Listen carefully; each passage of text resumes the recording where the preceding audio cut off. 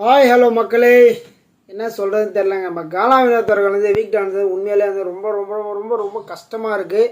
So அந்த கஷ்டத்தை வந்து நான் அழுது தீர்த்துட்டேன். அந்தளவுக்கு வந்து அந்தளவுக்கு கஷ்டமான ஒரு விஷயம், ஓகேங்களா. ஏன்னா வந்து நம்ம இவ்வளோ நாள் வந்து பிக் பாஸ் பார்த்து வந்து கானா வினோத்துக்காக தான் பார்த்தேன். நான் கானா வினோத்துக்காக தான் பார்த்தேன். ஸோ அவரோட பாட்டு சரி, அவரோட தபலா வாசிகள் சரி, அவரோட விசில் டேலண்ட்டு நிறைய விஷயங்கள் வந்து ஒன்றா வந்து ரசிக்கும்படி இருந்துச்சு. சும்மா இதை வந்தோம் போனால எதுவுமே கிடையாது. இந்த மாதிரிலாம் நிறைய விஷயங்கள் பண்ணார். பட் அவர் வந்து கடைசி அழுது வந்து எனக்கு உண்மையிலே பார்த்து எனக்கு ரொம்ப அழுகிற அளவுக்கு கண்ணீர்லாம் வந்துச்சு. அந்தளவுக்கு வந்து சம்பவங்கள் ஆயிடுச்சு.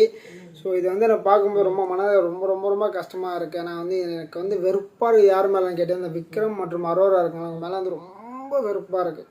ரொம்ப ரொம்ப வெறுப்பாக இருக்குது. இந்தளவுக்கு ஒரு கேவலமான ஒரு கேம் வந்து விளையாட தேவையே கிடையாது, ஓகேங்களா. இந்தளவுக்கு கேவலமான ஒரு டைட்டில் வின்னர் பர்சன் தெரிஞ்சிச்சு அவங்களுக்கு. அரோரா கிளியர் கட்டாக தெரிஞ்சிச்சு, ஓகேங்களா. ஸோ வினோத் வந்து நல்ல ஃப்ரேம் இருக்குது. உள்ளே வரவங்களாம் வந்து ஒன்றா சொல்லிட்டு நல்ல ஃப்ரேம் இருக்குன்னு அரோரா ரொம்ப கிளியராக தெரிஞ்சு அவரை உட்கார வச்சு இந்த 4 பேர் வந்து மொத்தம் 5 பேர் இருக்கும். 5 பேரில் நான் வந்து டிடிஎஃப் ஆகிட்டேன். மீது 4 பேர் இருக்காங்க. 4 பேரில் வந்து யாராவது ஒருத்தர் பாக்ஸ் எடுக்க தான் போகிறாங்க. அதெல்லாம் சொல்லி அவருக்கான சேலரியோட கணக்கெல்லாம் சொல்லி, ஸோ இந்தளவுக்கு வந்து அவர் வந்து ரொம்ப வெகுளி தான், ஓப்பனாக சொல்லலாம். ரொம்ப வெகுளி. எதுவுமே வந்து ஸ்ட்ரைட் ஃபார்வர்டாக பேசுவார். அதெல்லாம் மறைச்சி பேசுகிறதுமே கிடையாது. ரொம்ப ஸ்ட்ரைட் ஃபார்வர்டாக பேசுகிற நபர். ப்ளஸ் வந்து அரோரா மேலே வந்து ரொம்ப நம்பிக்கை வச்சுருக்க ஒரு நபர். ஸோ அவருக்கு வந்து சஜஷன்ஸ் வந்து ரொம்ப நாளாக வந்து அரோரா தான் அவர் கூட ட்ராவல் பண்ணிட்டு கானா குட்டி அந்த குட்டி இந்த குட்டிலாம் சொல்லிவிட்டு இப்போ எல்லாம் வந்து பண்ணிவிட்டு இப்போ வந்து இது மாதிரி பண்ணுறது ரொம்ப ரொம்ப கேவலமான ஒரு விஷயம், ஓகேங்களா. இந்த மாதிரிலாம் உட்காந்து எக்ஸ்பிளைன் பண்ணி இதெல்லாம் பண்ணிவிட்டு கானா வினோத்துக்கு என்னென்னா யார்கிட்ட சஜஷன் கேட்கணும்னு தெரியலையா என்னன்னு தெரியல.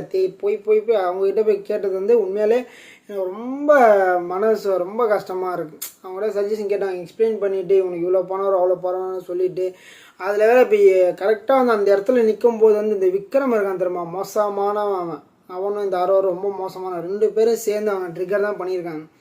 ஓப்பனாக நம்மளுக்கே தெரியுது.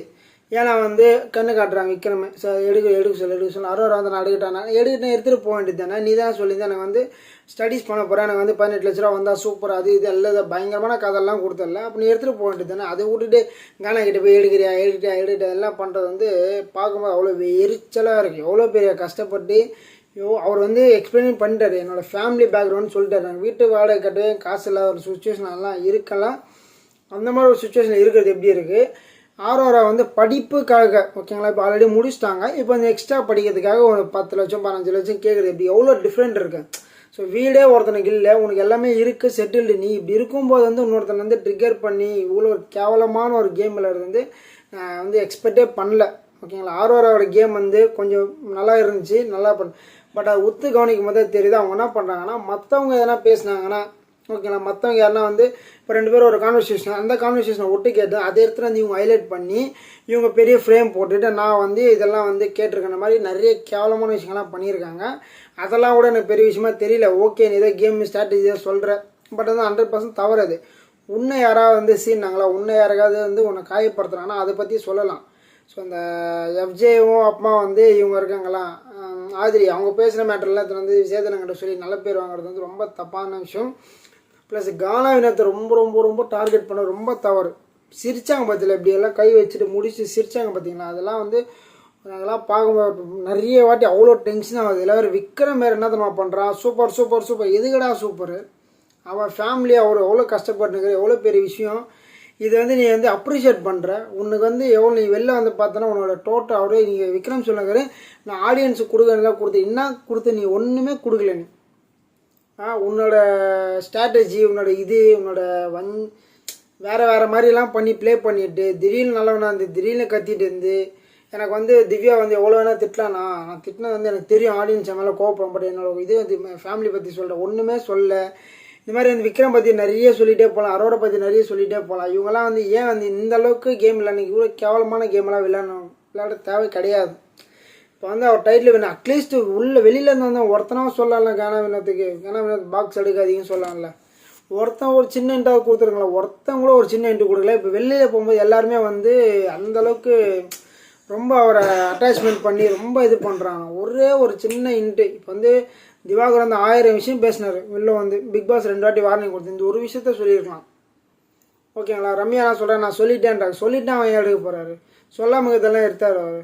ஒருத்தராக வந்து இப்போ என்ன பண்ணுறாங்கன்னா பிரவீன் ராஜில் வந்து உள்ளேருந்து வந்தப்போ கானாவினத்தை பற்றி அவ்வளோ பேசி கானாவினத்தை ஓப்பனாக கேட்டு விட்டார். நீ வந்து போயிட்டு வரந்தப்போ வேறு மாதிரி இருக்க, ரொம்ப நெக்கலாக திம்முறா வேறு மாதிரி இருக்கல, அவ்வளோ டீப்பாக பேசிடுறாரு. இப்போ வந்து பிரவீன் ராஜெலாம் வந்து நீங்கள் வந்து வேறு லெவலு வெளியே இப்போ சூப்பராக இருக்கும் எல்லாம் எதுக்கெல்லாம் ஒரே ஒரு சின்ன இன்ட்டு கொடுத்துனா அவர் பாட்டு வந்துருப்பார். லைஃப் வேறு மாதிரி போய்ட்டுரும்.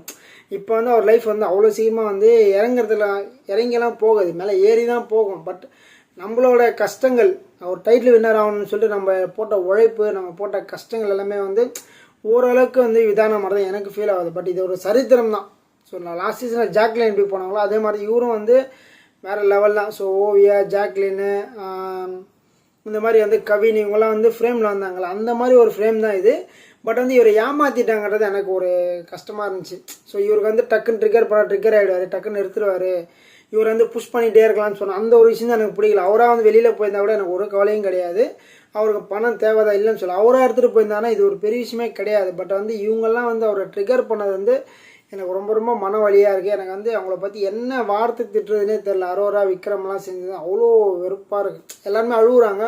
பட் அரோரா ஒரு பக்கம் சிரிக்குது, விக்ரம் ஒரு பக்கம் வந்து சிரிக்கிறான். சபரி போய் ஏன் சிரிச்சன்னு கேட்டு சபரி போய் கேட்டார். வெளியில் நடந்த கான்வர்சேஷனை பார்த்து உள்ளே போய் கேட்டார், எதனால் விக்ரம் சிரிச்சுன்னா அவர் சரி அழுவும்போது நாய்க்குட்டி மூஞ்சி மாதிரி இருக்குன்னுலாம் சொல்ல. இதெல்லாம் வந்து இப்போ அந்த நபர் வந்து எந்த அளவுக்கு ஃபீல் பண்ணி அழுகுறாரு. இப்போ வந்து விக்ரம் அழுதா மட்டும் நான் வந்து எமோஷனல் ஆகிட்டேன், நான் பிரேக் டவுன் ஆகிட்டேன், அதாகிட்டேன், இதாகிட்டேன், லொஸ்க் ஆகிட்டேன்னு சொல்கிறாரு. இப்போ அந்த டைட்டில் வின்னரே வந்து இப்போ வெளியில் போய்ட்டு எவ்வளோ அழுவார். ஒரு டைட்டில் வின்னர் அவர் வந்து இந்த மாதிரி தெரியாமல் பாக்ஸ் எடுத்துகிட்டு அழுகுறாரா, வீட்டு விட்டு வெளியில் போகிற அழுகுறாரா, எந்த கண்டிஷன் அழுகுறாருக்கு அவருக்கே தெரியாத கண்டிஷன் அழுவும் போது இப்போ வந்து ஹவுஸ்மேட்ஸ் வந்து இந்த அளவுக்கு சிரிக்கிறது வந்து ரொம்ப இவங்கெல்லாம் வந்து வார்த்தைகளே கிடையாது. அந்தளவுக்கு வந்து கேவலமான விஷயங்கள்லாம் பண்ணியிருக்காங்க. அதனால் வந்து எப்படி டைஜஸ்ட் பண்ணுறதுன்னு எனக்கு தெரில. இதுக்கப்புறம் நான் பிக் பாஸ் வந்து பார்ப்பேனா பார்க்க மாட்டேனான்ற சுச்சுவேஷன் நம்ம இருக்கும். டைட்டில் பிக் பாஸ் வந்து கானவினத்துக்காக தான் இவ்வளோ நாள் பார்த்துட்டு வந்தோம். இதுக்கப்புறம் வந்து என்ன நடக்க போகுதுன்னு தெரியல. ரொம்ப ரொம்ப ரொம்ப மனசு கஷ்டமாக இருக்குது மக்களே. ஸோ அதனால் உங்களோட கருத்துக்களை இருந்தால் மறக்காமல் பதிவு பண்ணுங்கள். நம்ம முடிஞ்ச அளவுக்கு கூடிய விரைவில் வந்து கானவினத்தவர்களையும் சந்திக்கிறதுக்கான வாய்ப்புகள் தேடிட்டு இருக்கேன். கண்டிப்பாக பார்ப்பேன்னு நினைக்கிறேன். ஸோ பார்த்துட்டு அவர் கூட வந்து ஏதாவது சின்ன வீடியோ போட முடியுதா கண்டிப்பாக போடுறேன். ஸோ அடுத்த வீடியோ சந்திக்கலாம். நன்றி.